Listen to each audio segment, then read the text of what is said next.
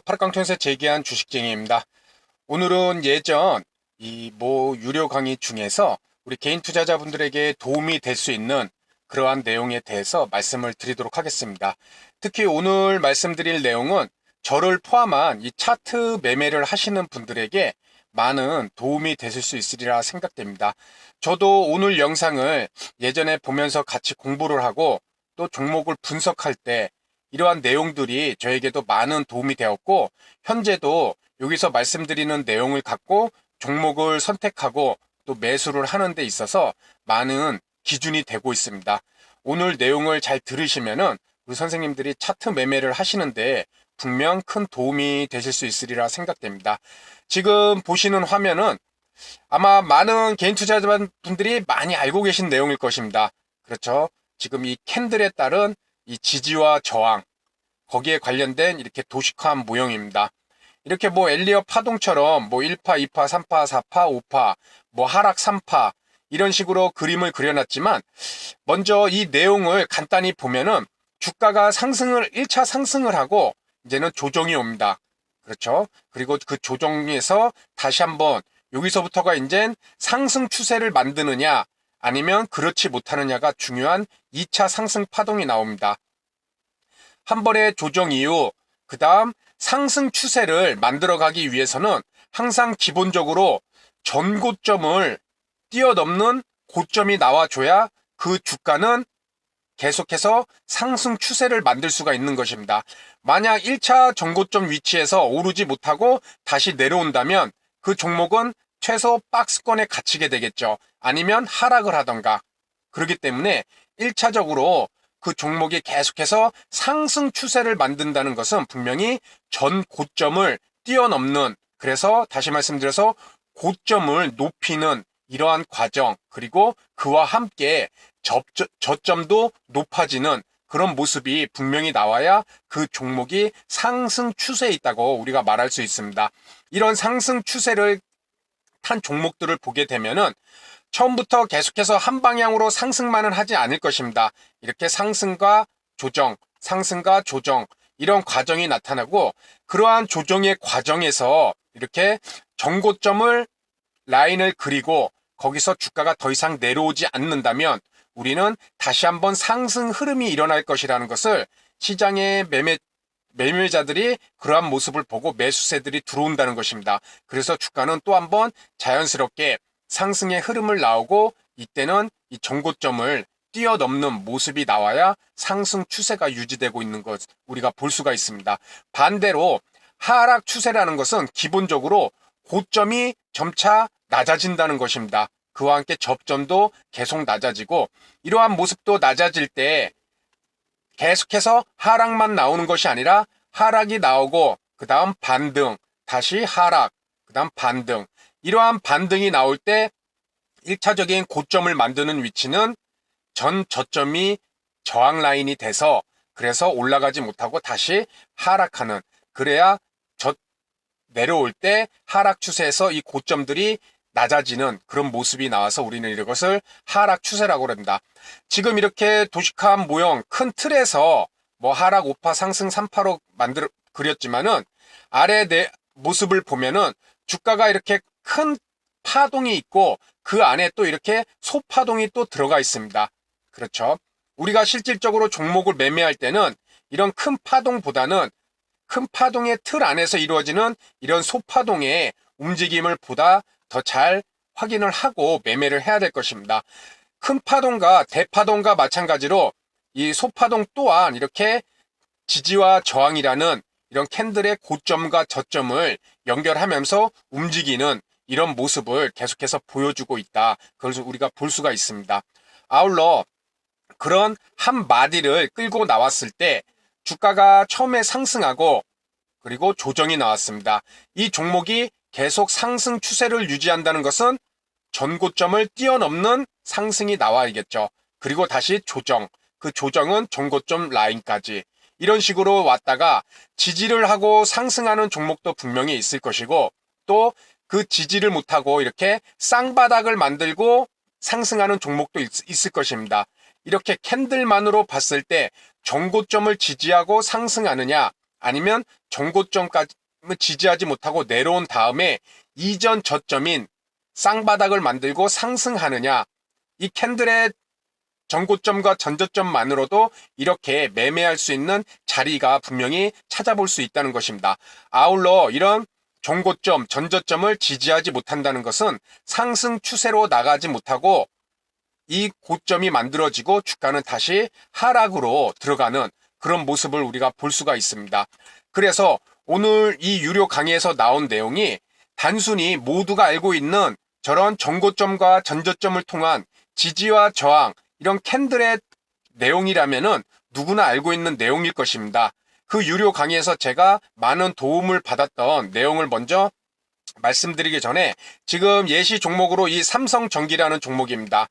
주가가 큰 폭의 하락 이후 이렇게 1차 상승이 만들어집니다. 그렇죠? 그리고 이 1차 상승 추세를 유지하기 위해서는 이 1차 고점을 넘는 상승이 나와줘야겠죠. 그래야 추세가 만들어진다고 그랬습니다. 이렇게 한 번에 전고점을 넘는 상승 추세가 나오고 그리고 조정이 나옵니다. 이 조정은 전고점 라인까지 이렇게 지지하는 모습이 보여주면서 캔들만으로 전고점과 전저점 이렇게 이쁜 모습으로 상승을 해주고 있습니다. 그리고 그 종목이 상승을 계속 또 한 번 이 고점을 뚫어주는, 그래서 상승 추세를 만드는 또 한 번의 상승 파동이 나오고 있죠. 상승 추세가. 그리고 이 고점을 뛰어넘고 있습니다. 아울러 이런 위치에서 장기 이평선들을 소화하는 과정을 거치고 그리고 또 한 번의 상승 파동이 나옵니다. 어디쯤이죠? 상승 추세라고 말할 수 있는 것은 이 전고점을 뛰어넘는 그런 상승이 나왔기 때문에 추세가 계속 고점을 높이고 있습니다. 아울러 저점 또한 고점과 함께 계속 높아지는 모습. 그렇다면 이 종목이 더 상승을 하기 위해서는 조정이 나오고 그 조정이 캔들과 마찬가지로 이렇게 이쁘게 전고점 라인에서 이렇게 조정이 나와줬습니다. 그렇죠? 더 이상 하락하지 않고. 그렇다면 이 종목이 계속 상승 추세를 유지하기 위해서는 여기서 이 전 고점을 뛰어넘는, 그렇죠? 이 전 고점을 뛰어넘는 상승이 나오고 또 다시 하락하더라도 여기서 멈추고 다시 상승이 나오는 이런 추세가 만들어져야 이 종목이 상승 추세가 끝나지 않고 계속 오르는 그런 모습을, 상승 추세가 이어지는 모습을 볼 수가 있었을 것입니다. 그런데 이번 고점을 찍고 그 다음 하락했을 때 상승하는 모습이 전고점에서 뛰어넘지 못하는 모습이 나와주고 있습니다. 그렇죠? 그렇다 보니 시장 참여자들은 단번에 알 수 있죠. 아, 이 종목 일단 상승 추세가 한 번은 꺾였구나. 그래서 이렇게 5%짜리 장대 음봉이 나오고 그 다음날도 저가가 3.65%까지 이렇게 하락하는, 그리고 나서 이렇게 기간 조정을 거치는 과정, 다시 한번 수익을 얻은 자들의 수익 실현 물량, 그리고 손절매하는 물량, 그런 것들이 공방이 이루어지는 이런 기간 조정이 이렇게 한 달쯤 나오게 됩니다. 그리고 나서 다시 상승 추세를 만들어 가는데 이전에 만들었던 이 고점, 그렇죠? 이 고점을 뛰어넘는 이런 갭상승하는 모습도 나와주고 있습니다. 그리고 추세가 뛰어넘었죠. 이 고점 라인을 뛰어넘고 다시 하락 조정이 들어옵니다. 그 조정은 역시 이 고점을 만들었던 이 라인까지 상당히 보면은 이 전고점과 전저점의 지지와 저항이 이렇게 차트만으로 봤을 때 상당히 유효하게 활용될 수 있다는 것, 그리고 다시 이 고점을 뛰어넘는 그런 상승폭이 나왔습니다. 자, 이 내용만 봤을 때도 아까 말씀드렸던 그런 전고점과 전저점 지지와 저항의 라인, 어디까지 올라갔을 때가 상승 추세가 만들어지는지, 전고점을 뛰어넘는 상승이 나와야 상승 추세가 계속 연결된다고 볼 수 있습니다. 그리고 그 추세가 이루어지면서 조정이 나오는 것은 전고점 라인에서 계속 조정이 나오는, 그렇죠? 전고점에서 이렇게 조정이 나오고 다시 상승 추세를 만드는 이런 모습을 볼 수 있을 때 우리는 한 종목이 계속 상승 추세를 유지하고 있구나, 이런 걸 알 수 있습니다. 그런데 이 영상이 저에게 큰 도움이 됐었던 것은, 그렇다면은 우리가 차트 매매를 통할 때 항상 이렇게 캔들의 전고점과 전저점에 이런 라인을 그려놓고 지지와 저항으로만 접근을 해서 매매를 할 것인가? 물론 이것을 통해서 분명히 모든 이평선들을 다 지우고 캔들만 갖고 매매하시는 분들도 계십니다. 철저히 캔들의 전고점과 전저점을 더 정확하게 보고 그것에 의지해서 매매를 하기 위해서 오히려 불필요한 이런 이평선들을 다 지워버리고 그러한 매매만 하시는 분들도 분명히 계십니다. 하지만 우리가 종목을 매매를 할 시 최대한 확률적으로 높은 기준들을 하나만 봐서는 절대 안 될 것입니다. 지금도 물론 차트를 중심으로 말씀드리지만 뭐 이 종목의 실적, 뭐 이 종목의 업종, 그리고 뭐 수급적인 측면 다 포함이 되겠죠. 지금은 일단 그런 것을 다 제외를 하고 이 차트만으로 말씀을 드리기 때문에 이 차트의 모습만으로 말씀을 드리는 것이고, 그 중에서도 캔들만으로 매매를 했을 시 지금 말씀드린 대로 이러한 과정을 통해서 매수 시점은 분명히 우리가 여러 군데에서 잡아볼 수도 있었을 것입니다. 하지만 이 유료 강의에서 말했던 것은, 자, 우리가 이 라인을 보면은 전고점까지 지지를 하고, 그리고 다시 한번 또 상승 파동이 나오고, 그 다음 조정 파동이 나옵니다. 그런데 캔들만 놓고 봤을 때 이 전고점에서 지지를 하고 상승을 해줘야겠죠. 그런데 여기 보시다시피 이렇게 지금은 상승 흐름을 봤지만은 만약에 이 종목을 이렇게 볼 수가 없는 상황까지 왔을 때 과연, 그렇죠, 이 전고점을 하향 이탈한 장중의 모습이 나왔습니다. 그렇죠. 그랬을 때 이 전고점을 이탈했기 때문에 이 종목이 이제 하락으로 떨어지는 것이냐. 이 강의에서 얘기하는 중점적인 내용은 캔들만 봐서는 이런 속임수에 당할 확률이 매우 높을 수 있기 때문에 거기에다가 하나 더 이런 이평선을 같이 추가적으로 접근을 해서 종목을 매매를 한다면 두 가지 캔들과 이평선이라는 그런 지지와 저항을 통해서 매매를 할 시 속임수 이탈, 특히 이런 전고점을 이탈하는 이런 모습들에서 이 종목을 버리는 것이 아니라 그 전에 유의미한 이평선이 분명히 그 속임수 아래에 존재하고 있다면, 지금 이 삼성전기는 61선이 존재하고 있죠. 전고점을 이탈했지만 61선이라는 이런 시장에서 중요시 생각하는 유의미한 이평선이 분명히 존재하고 있습니다. 그렇기 때문에 이런 이평선들까지 이 캔들과 전고점, 전저점, 그리고 이평선의 지지와 저항도 같이 동시에 보자는 것입니다. 그렇기 때문에 21선 매매를 하시는 분들, 21선 속임수 이탈에 많은 당해서 매수를 하지 못한다던가, 차트를 좀 지워보겠습니다. 아니면 지금과 같이 21선 눌림목 매매 하시는 분들 분명히 많이 계실 것입니다. 저도 많이 합니다. 그런데 21선 눌림목 매매를 하기 위해선 이런 위치, 그렇죠? 이런 위치, 주가가 쉽게 얘기해서 21선까지 내려와 줘야 됩니다. 그렇죠? 이 검은색 라인까지. 그런데 검은색 라인까지 다 내려오지 않고 계속 상승을 만들고 있죠. 이랬을 때 이평선 갖고만 매매를 하신 분들은 손 놓고 쳐다볼 수밖에 없을 것입니다. 왜? 21선까지 눌림이 와야 매수가 들어가는데 오지를 않고 있습니다. 그렇죠? 그렇다면 여기에 이 강의에서 얘기하는, 그럴 때는 또 한번 캔들과 같이 함께 보자는 것입니다.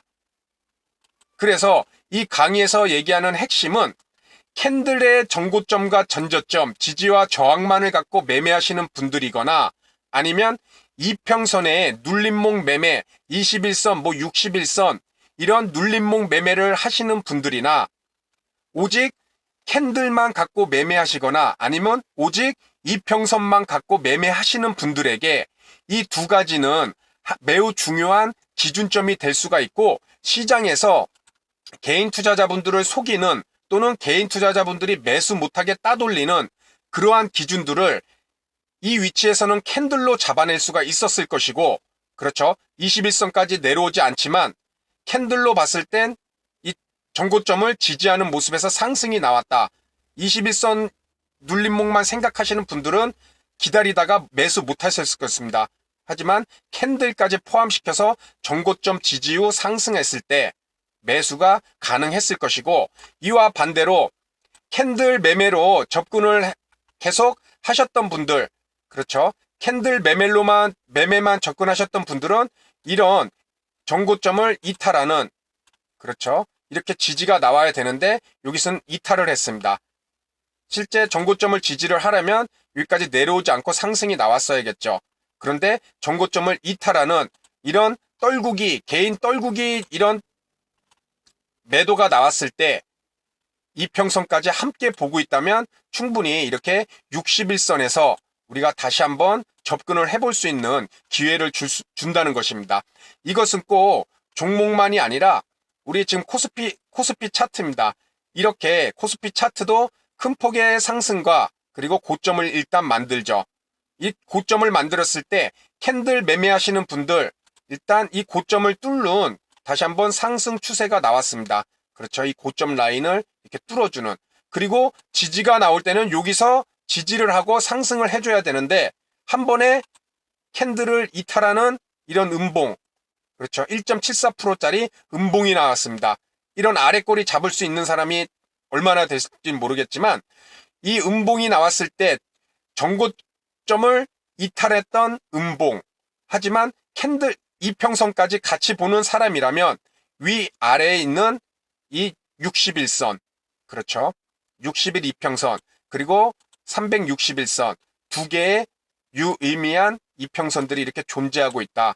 그래서 이 종목, 이 지수라고 생각하지 마시고 코스닥, 코스피라는 이런 종목으로 봤을 때 이러한 전고점을 이탈했지만 이때 이평선까지 같이 확인하는 매매를 하고 있는 사람이라면 이 두 가지를 복합적으로 봤을 때 이러한 지점에서 매수 타이밍이 분명히 저점 잡을 수 있는 타이밍이 올 수 있다는 것입니다. 그렇기에 우리가 종목을 매매를 할 때에는 캔들에 대한 이런 지지와 저항 상당히 많은 도움이 되죠. 그렇죠? 캔들에 대한 지지와 저항이 많은 도움이 됩니다. 하지만 캔들이라서 정확하게 이 지점에서 딱 멈추고, 이 지점에서 저점이니까 딱 멈추고, 고점이니까 딱 멈추고, 이런 모습이 아니라 거기서 이탈되는 모습 분명히 나옵니다. 이평선도 마찬가지입니다. 21선 눌림목인데 21선까지 오지 않고 상승을 하거나 아니면 21선을 일시적 이탈한 후 개인들 털어내고 상승하거나, 그럴 때는 캔들도 전고점을 함께 봐줌으로써 그러한 보완을 분명히 할 수 있으리라 생각됩니다. 이 내용이 제가 방송 중에 우리 선생님들에게 말씀드리는 그러한 차트를 통한 매매에서 매우 중요하게 생각하는 그런 내용들이었을 것입니다. 저도 이 영상을 보고 이러한 내용들을 내 것으로 만들어서 종목을 선정하고 또 종목을 매수 타이밍을 잡을 시 오늘 말씀드린 이 두 가지 기준을 함께 꼭 보고 있습니다. 그래야 속임수 이탈 또는 눌림이 오지 않고 재상승했을 때 그러한 종목을 접근을 할 수 있는 그런 안목이 길러질 수 있다고 봅니다. 그래서 오늘 말씀드린 내용, 차트의 캔들과 이평선 각각 하나씩만 보더라도 매우 중요한 매수 기준으로 활용할 수 있지만 이 두 가지를 함께 활용할 때 이렇게 눌림목 매수할 시 오지 않아도 매수가 들어갈 수 있거나 전고점을 지지했다면, 그리고 이탈하였을 시, 속임수 이탈했을 시 또 캔들과 함께 볼 수 있다면 분명히 좋은 매수 타이밍을 가질 수 있으리라 생각됩니다. 그래서 오늘 내용은 여기서 마치도록 하고요. 다음 시간에도 좋은 내용으로 인사를 드리도록 하겠습니다. 감사합니다.